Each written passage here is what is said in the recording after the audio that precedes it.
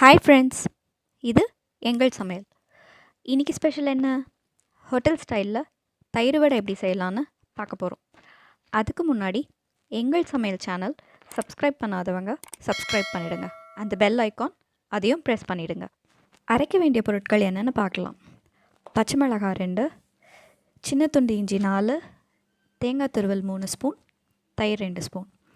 இதெல்லாம் சேர்த்து மிக்சியில் நல்லா அரைச்சி எடுத்துக்கோங்க. 1 கப் தயிர் எடுத்துக்கோங்க. புளிக்காத தயிராக இருந்தால் ருசி நல்லாயிருக்கும். இதில் இப்போ அரைச்சி வச்ச கலவை, கொஞ்சம் உப்பு தேவைக்கு சேர்த்து கலந்து விட்டுக்கோங்க.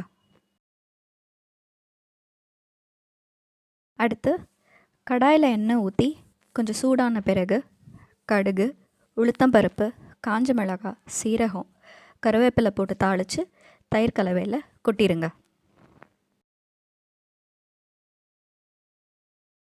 கொஞ்சம் வெதுவெதுப்பான தண்ணியில் வடையை 2 நிமிஷம் போல் ஊற வச்சு எடுத்துக்கோங்க. கையால் மெதுவாக அழுத்தி தண்ணியை வடித்து எடுத்து வச்சுக்கோங்க.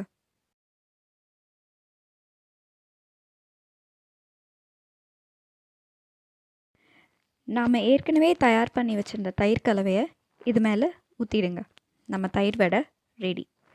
சர்வ் பண்ணும்போது கொஞ்சம் கொத்தமல்லி, காரா பூந்தி இது மேலே தூவி விட்டுடுங்க. சாப்பிட ரெடி.